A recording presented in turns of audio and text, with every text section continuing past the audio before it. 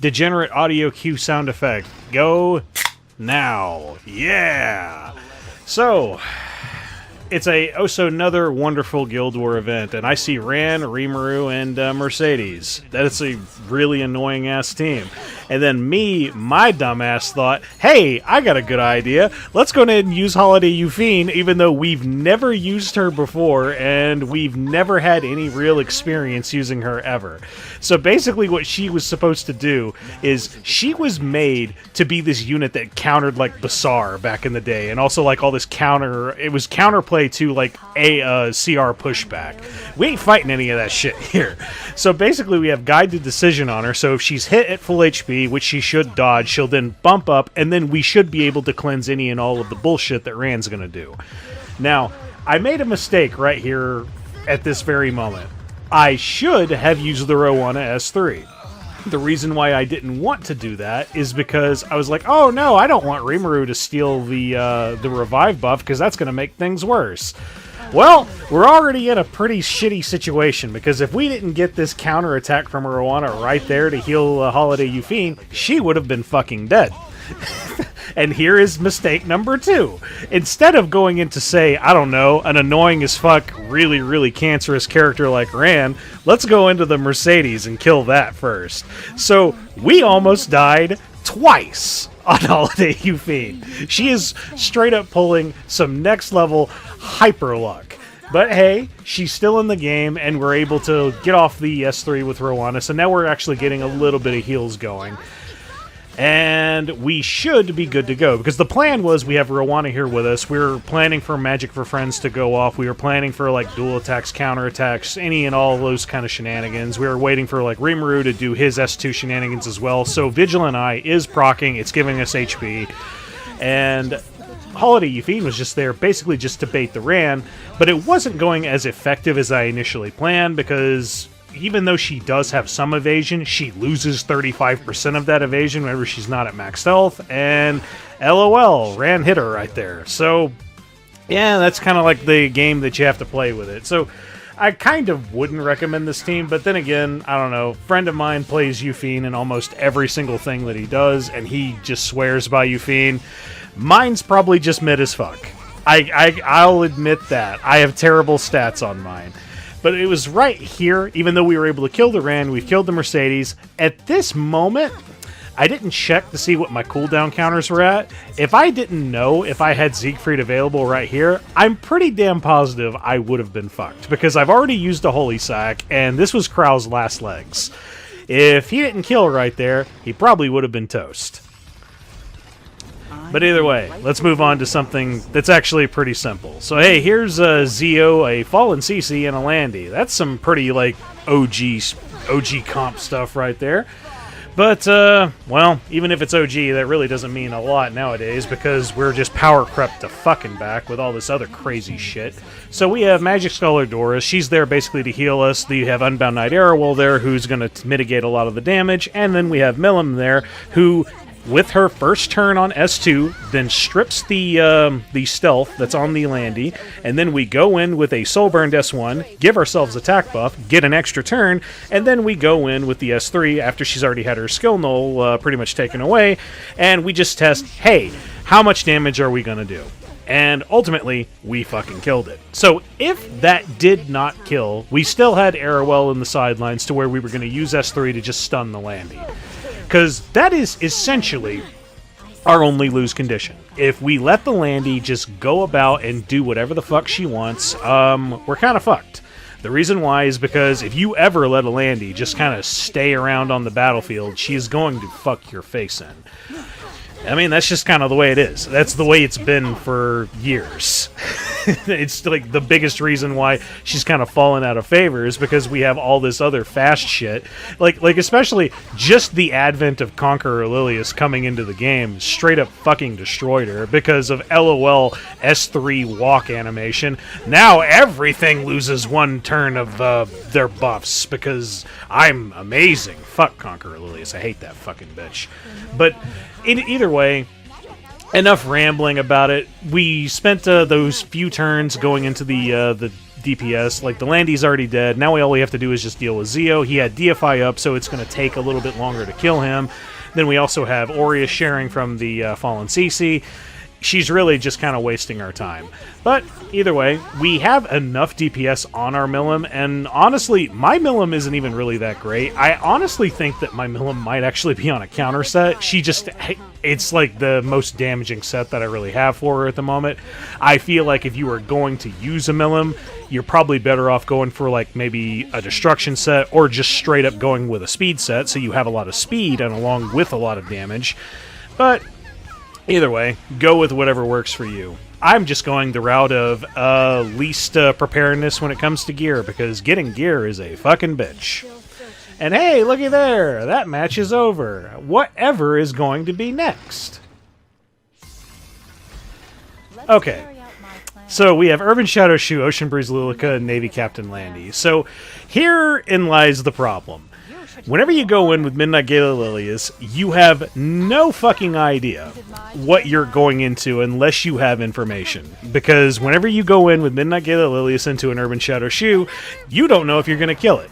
But you may end up doing enough damage to where you trigger the S2. Whenever you trigger the S2, that then does the shenanigans for the Ocean Breeze Luluca. Ocean Breeze Luluca will then do her S3, S2 shenanigans to you, and then bam, now your Midnight Gala Lilias has blind and possibly silence. You might be fucked for the rest of the fight. And lo and behold, that's pretty much what happens. Thankfully for us, we did not get hit on our Hwayoung. We did happen to lose our attack buff, but hey, whatevs. We just so happened to deal enough damage to that Navy Captain Landy, because this Navy Captain Landy on this team, I didn't see what the HP was, but it was high enough to basically one-tap it with a Hwayoung, even without attack buff, so hey, that's cool. And now all we have left is Ocean Breeze Luluca, and we have Choux. So I initially thought I was going to be okay right here. However, we were not able to do enough damage to the Urban Shadow Choux because the Ocean Breeze Luluca had Guardian Ice Crystals. And with Guardian Ice Crystals, she was able to just hang on for an annoyingly long amount of time. Almost to really the point that I thought I was fucked. Because Hwayoung got nerfed so fucking bad that she doesn't have CR push on her S1 anymore. She lost some attack power. She has an extra turn that she has to wait for her S3 to go off. It's just like, fuck. It's terrible, because I'm straight up not even aware of how long it's going to take me to get my S3. So right here, we should at least be good, because we're not dealing with a speed buffed Urban Shadow Choux.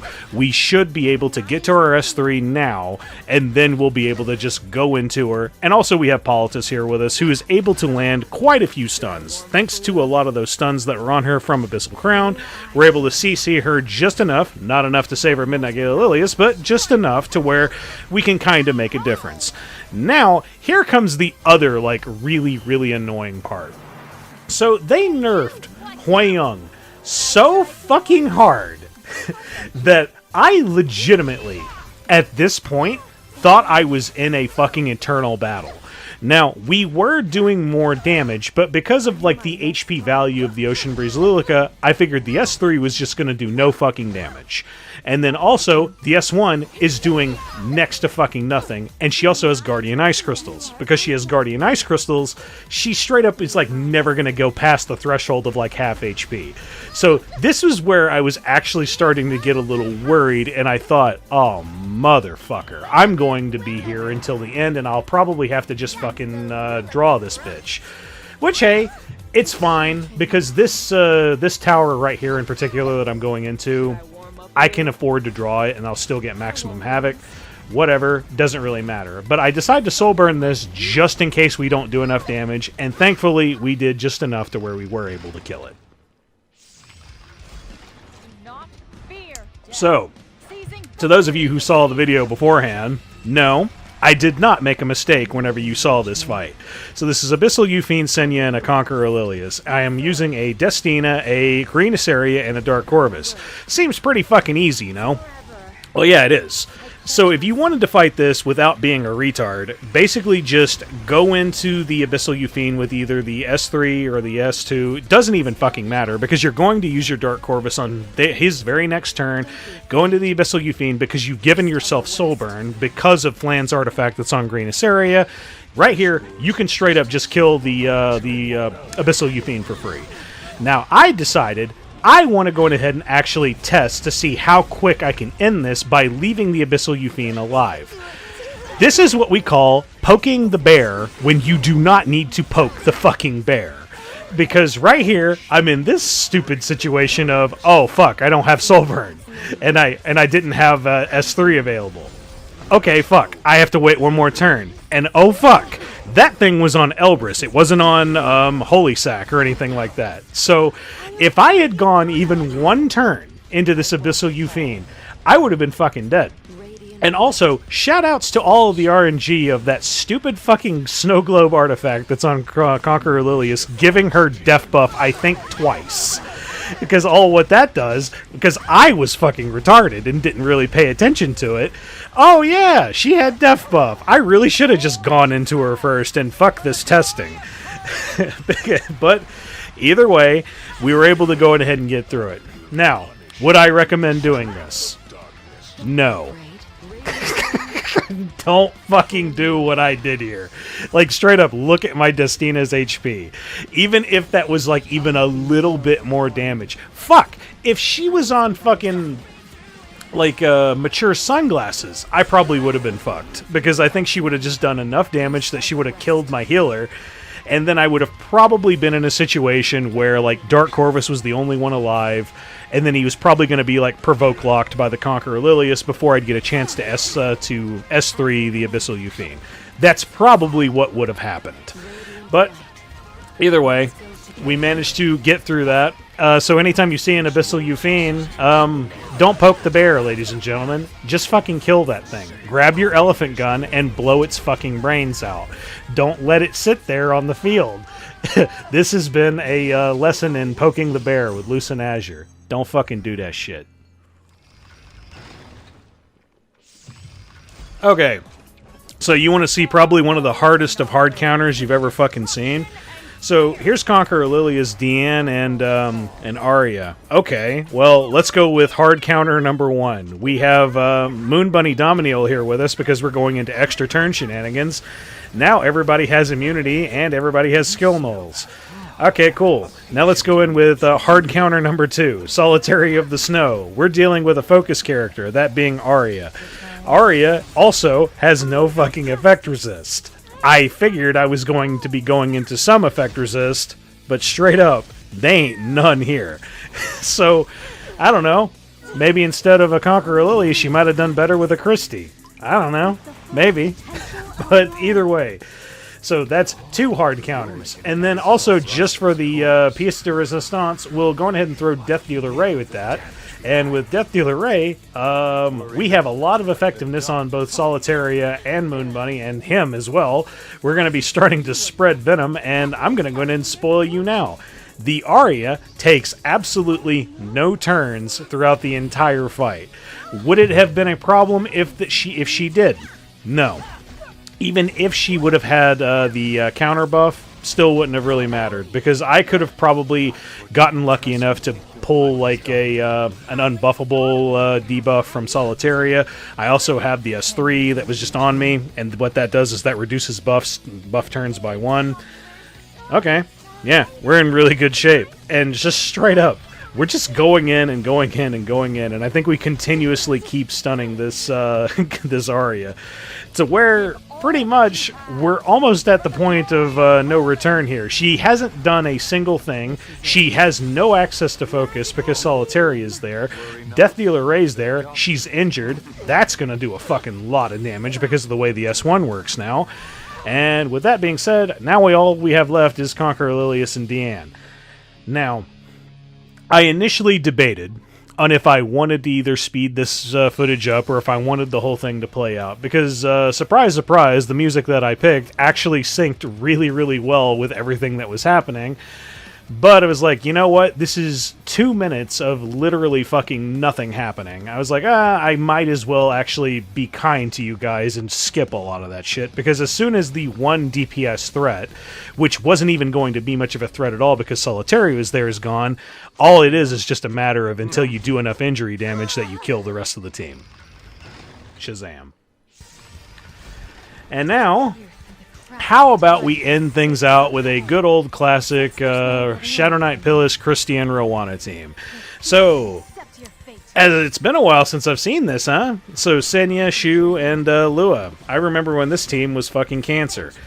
And to some people, I'm sure it still probably is. But whenever you have a Shadow Knight Pyllis with Rocket Punch, one of the most broken fucking Knight artifacts in the entire fucking game, that is a limited artifact, which is still an incredibly stupid fucking decision. We need to have more artifacts that are not limited artifacts that do this kind of shit. Cough, cough, Rocket Punch, cough, cough, Benny Mars, Tai Chi. But basically, because we have that, we have Christy with us, and we'll talk about Christy more a little bit later, don't you worry. And then we also have Roana. So what does Christy do? Christy throws half of her ER onto whoever's on the back line. What does Shadow Knight Pyllis have? Shadow Knight Pyllis has 150 ER plus 60 anytime she's above 80% HP. And then you also have that additional almost 100 or so ER from Christy, because that's what the stats that I have. So we're rocking somewhere in the broad area of around 300 ER, which is really the safe spot. And whenever you're rocking that much ER, you never have to really worry about anything when it comes to debuffs. Now, if you want to get picky with me, the real true safe number is like 320, because a lot of people, if they're running a really, really heavy debuffer unit, they're probably going to be at like 220 or something. But even still, even that's not safe because the effectiveness buff exists. But either way, I don't know. We'll deal with fucking whatever the fuck's SG is going to do about like the effectiveness to the effect ratio rates, because that is a fucking problem. But either way, and then we also have Roana here. Roana is just going to keep us all healthy, because straight up, the Lua had Spatio-Temporal Fan, so hey, if you have that, why not go for the Lua first? And, well, she got made very, very quick work of because of the Rocket Punch artifact, and then we have Senya and Choux left. Now, they don't really have any form of sustain. And also, with the buffs that Shadow Knight Pyllis got a while back, straight up, man, she just tanks counterattacks and like additional attacks, even from the dreaded Choux, who has Death Pin on her S2. That shit does not hurt. And especially if Roana's there, this team makes it free. That's why it's on auto, and why I just straight up don't care. And with that being said, hey, just throw that sumbitch on auto, hit the Lua until she's dead, then switch over to Senya until she's dead, and then just let the game play itself. I did this shit while I was at work and while I was ringing up customers and shit. That's how little I cared about this particular fight. But either way, I suppose a lot of you are wanting to know about the thing. Well, here's the thing. So Christy's going to be getting a specialty change, I believe, the very next day, because I'm recording this on Wednesday. You guys are going to be hearing it on Thursday, so she should be available on Thursday. At least I think. I don't fucking know for sure, but I'm assuming that she is. And apparently, the entire fucking community is throwing an absolute fucking shit fit over it, and they're just like, they're all being mega autistic about it. And quite frankly, I don't blame them for it. So why is everybody throwing an absolute fucking super shit fit? Basically, what are the things that Christy needs for her to really be like a better knight from a specialty change? The things that we were all expecting. Just more tankiness and more ER. Because ER is a fucking joke stat, and they need to fix these ratios because they're fucked.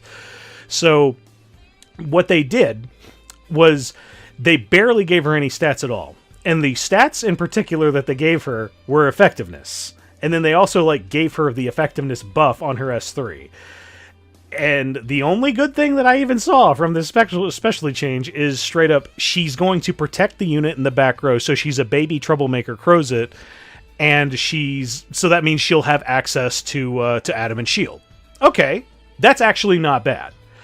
But other than that, there's not much to really be looking forward to, and I quite frankly understand why a lot of people are disappointed. Does this break the character? I honestly don't think so. I don't really want to think about it in terms of like how bad the character's going to be, shit like that, because like we don't know. We haven't fucking tested it. So we'll see whenever we actually get our hands on it, but like I'm not feeling too excited per se, about the character, because these balance changes they felt bizarre. Because I'll give you my tinfoil hat theory right now. Put your tinfoil hats on. I think Smilegate's going to do some next level dumb shit. And they're going to start incorporating caps to certain problematic stats. Like, say, effectiveness, effect res, and speed. Could you fucking imagine how much of a shit fit everyone would throw over that? I feel like it's probably something that that might be necessary, but I don't fucking know. I don't know what they're going to possibly do, because it doesn't make any sense why they gave so much effectiveness to Christy. But hey, that's just my tinfoil hat theory. And I mean, like, hey, when it comes to Christy, I think her design is really good. She actually has a fucking skirt now, and not this goofy-ass leotard that you see that's on her with a open crotch area where her skirt is. But, like, hey, I think she looks good. And honestly, she's probably going to get some kind of balance rework down the line because everybody's fucking pissed. And quite frankly, I understand why everybody's pissed. Because specialty changes take fucking forever. This one took an insane amount of time, and that's why people are pissed. But hey, boys, if you liked this content, go on ahead and leave me a like. And if you want to see more of my content, go on ahead and hit subscribe. We ain't going to be here Friday. We going on vacation. See you Monday. Later.